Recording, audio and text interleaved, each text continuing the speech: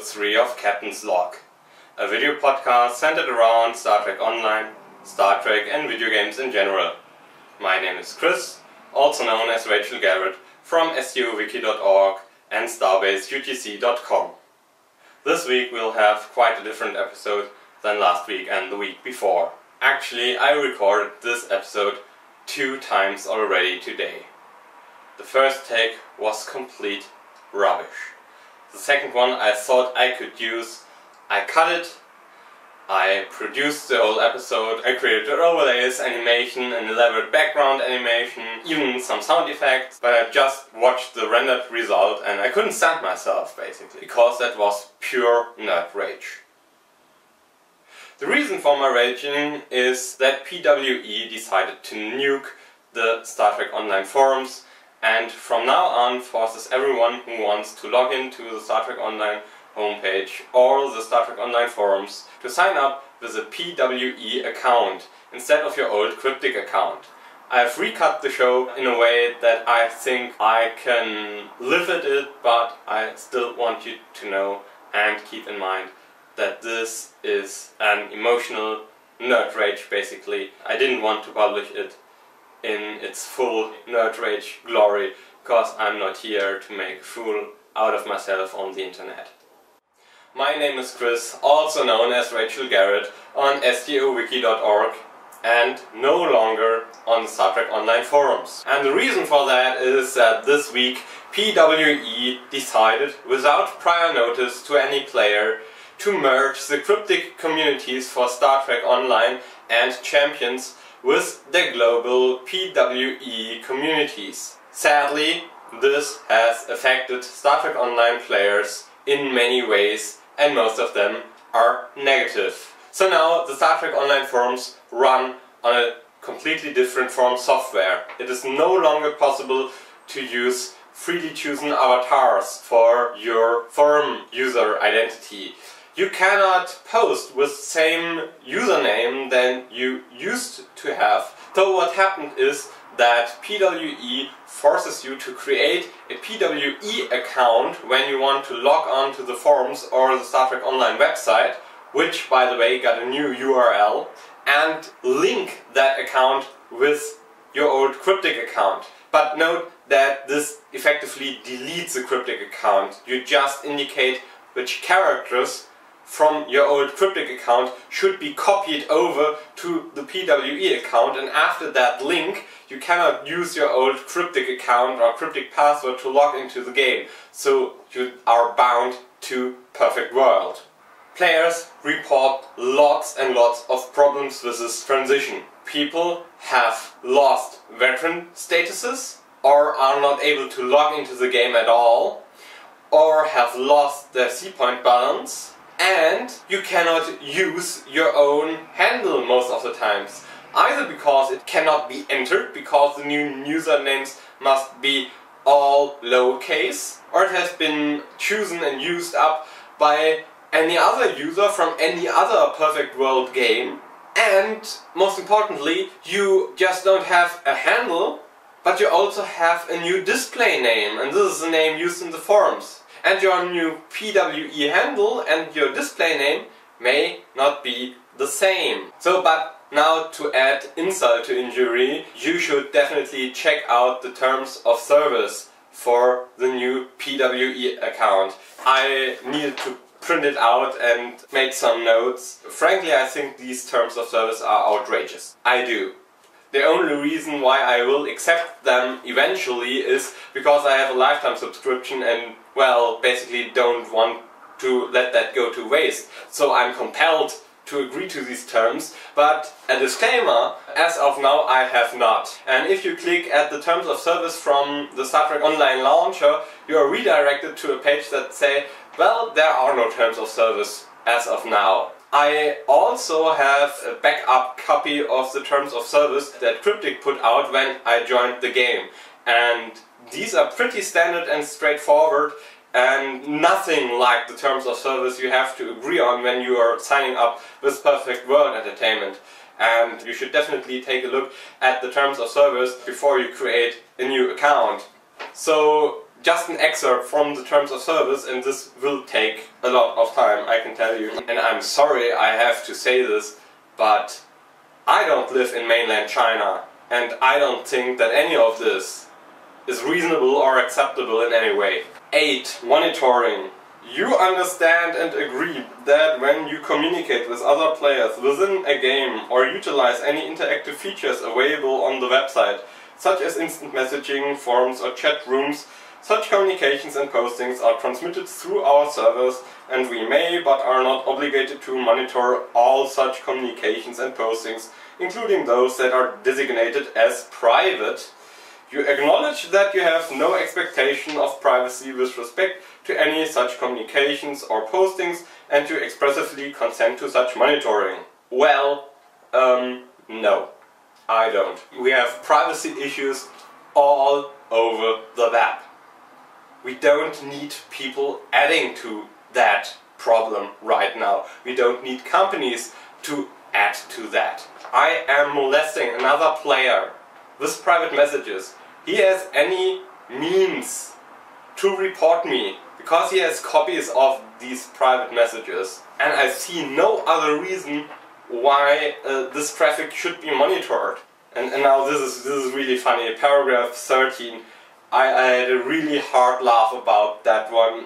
You are granted a limited non-exclusive right to create a text hyperlink to the website for non-commercial purposes, provided such link does not portray PWE or any of its products and services in a false, misleading, derogatory or otherwise defamatory manner, and provided further that the linking site does not contain any adult or illegal material or any material that is offensive, harassing or otherwise objectionable.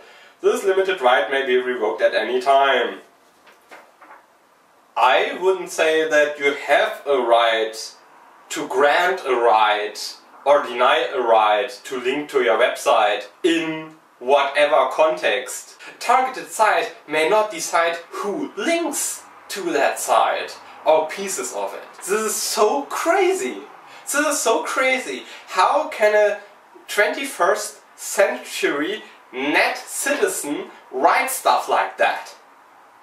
I can't fathom it. I really can't fathom it. If I don't like PWE, I have every right in any Western state that I know of to create an article where I state my opinion of PWE and link to that company. Of course I may. This is free speech. I have no words to describe this craziness, but the good news is this goes on. Paragraph 16, official terms and service. You acknowledge that you do not have the right to create, publish, distribute, create derivative works from or use any software programs, utilities, applications, emulators or tools derived from or created for the games, except that you may use the software to the extent expressively permitted by these terms and the applicable EULA. So, again, I would think that under these terms you may not use STO Demo Launcher to modify recorded demos, or use it to play back demos, or record demos, simply because demo recording is not mentioned anywhere in the EULA. 10. User conduct. And now this is really good. You agree not to take any of the following actions, and there's a long list of actions, and most of that is perfectly sane, I have to say, but there are really humorous bits and pieces. You agree not to take any of the following actions. Engage in any actions that defraud or attempt to defraud, scam or cheat others out of any items they have been earned through authorized gameplay. So if I go up to a noob that just has opened a lockbox and obtained a Ferengi Marauder ship, I may not go and say, "Ah, that's a neat ship, well it isn't worth much, but I would give you 10,000 energy credits for it." Do you agree? Yes, says the noob, and I obtain the Marauder ship. That should be illegal. Just for your interest, there's a game out there called Eve that explicitly allows such transactions to take place. Well, I have a shred of understanding where this comes from, but the list continues. Using or exploiting any bugs, errors or design flaws to obtain unauthorized access to the service or to gain an unfair advantage over other players. There are two problems with that. First of all, you take players hostage for discovering design flaws. This has been a big problem in the past. And also, what's a design flaw? Introducing the C-Store in the game and introducing the +1 ships is a design flaw. I don't know about you, but I would sign that statement anytime.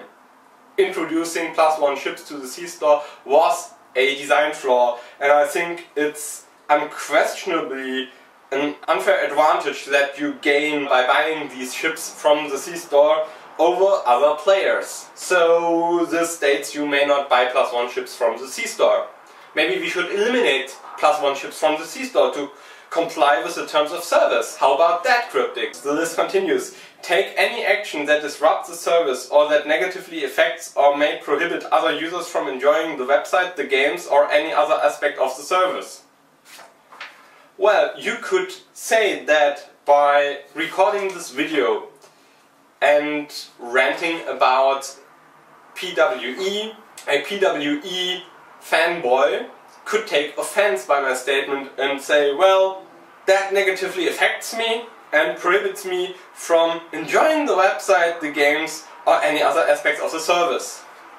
So again, this leaves wide room for interpretation, and basically what it does, it discourages negative feedback and criticism. This was meant to discourage denial of service attacks, I guess, but well, you can turn it around and twist it in any way you like, and this is not far-fetched, as we will see further down the list. PWE may take any actions and impose any penalties we deem necessary to discourage and punish any violation of these terms or any other illegal or inappropriate conduct.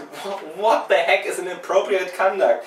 All without prior notice or warning. The determination as to whether a violation has occurred and who is responsible for such an act is solely within PWE's discretion and is based on what we deem best for the community and the website. If I take the current state of the community and your responsibility for putting our community in that state, I wouldn't think that your discretion is the best to determine what is best for the community and the website.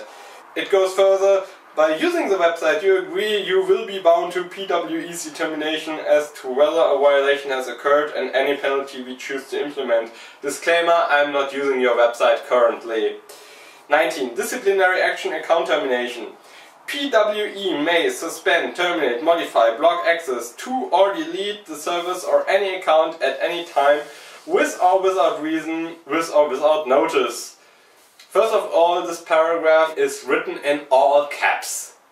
I would argue that this negatively affects me or prohibits me from enjoying the website, the games, and other aspects of the service, so whoever wrote that stuff should be banned. 21 acknowledgements. A. When using the service, the software may monitor your computer's random access memory, RAM and or CPU processes for unauthorized third-party programs running concurrently with the software. An authorized third-party program as used herein shall be defined as any third-party software, including without limitation any add-on or mod that in PWE's sole determination ellipsis. The important part is monitoring what goes on your machine and PWE's sole determination. This is basically what malware does. And this goes on with that the software may send reports back to PWE about the software you're running and so on and so forth. B. PWE may monitor or record your chat sessions and other electronic communication transmitted or received through the game or the service, and you consent to such monitoring or recording. 26. Closing. Thank you again for visiting our website. We hope you enjoy your stay and take full advantage of the online community we are developing. Please remember that you are a guest on the website and act with the same courtesy and respect you expect from other guests. PWE always reserves the right to refuse or terminate service. PWE is currently destroying, or has effectively destroyed, the Star Trek Online community as we know it from one day to the other, is forcing down these questionable terms of service down our throats, and our community manager was not able to warn us about that in time, so we could react to this change. And an FAQ states on the Star Trek Online website that creating a PWE account won't be optional quite soon if you want to continue playing Star Trek Online. So this won't be limited to the website and the forums, but you will be forced to create a PWE account and to agree to these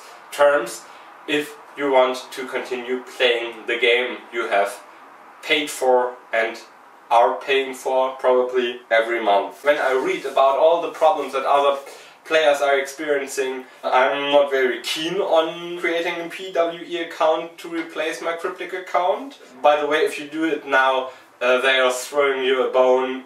You get 5,000 unrefined dilithium, some consumables and some XP boosts.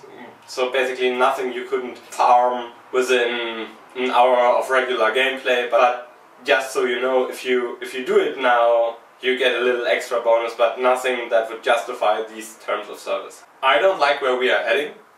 I don't like how we are treated, especially the old players, the players who bought a subscription before the game launched, when it really wasn't good. It wasn't good. We invested a lot of money into the game when no one else believed in it. We were investors and our return of investment isn't that great. I won't spend any buck on that game anymore. All that I get will be from the stipend or maybe some cashed in dilithium, but Perfect World won't get a dime from me in the future. What PWE does with us users and how distrusting PWE is against its user base and how presumptuous and preposterous, well, I don't like it. I really don't like it and I'm mad as hell. So this was the part of the show that I cut together, that I could salvage. This is what I think I could show you without too much embarrassment, but I think you get the point. I don't like the new terms of service. I don't like how PWE was treating the player base. I don't think that Star Trek Online is on a good way. I do not like to be in the camp of doomsayers, but I don't think that this change is going the way that D. Stahl said he wanted it to be, namely that this will be a change that is appealing to primarily Star Trek fans, and a game economy that hinges on the next new cool lottery item is also nothing that is appealing to a Star Trek fan. These terms of service that I just read to you are not appealing to Star Trek fans. They're designed for an audience of players who cannot be trusted, people who don't know what is good for themselves, people who must be controlled, an audience that is not able to think clearly for themselves, an audience that at the very best is a paying customer, and even customer is too strong a word and signifies too much appreciation, because these terms of service talk down to the user, talk down to the customer. I started this show as reaction to the disappearance of Stoked, because I thought our community could use a video podcast. The problem is that this show is not only for the community. It also is free advertisement for Cryptic and PWE. And I, for one, do not like to be spit in the face and continue doing that work. So I have decided that it is time to make Captain's Log more independent from Star Trek Online. Star Trek Online is an important piece of the overall Star Trek puzzle and the world of video games, and in future episodes I will treat it as such.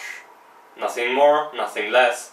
I won't begin the show and I won't continue to devote the majority of the show to Star Trek Online.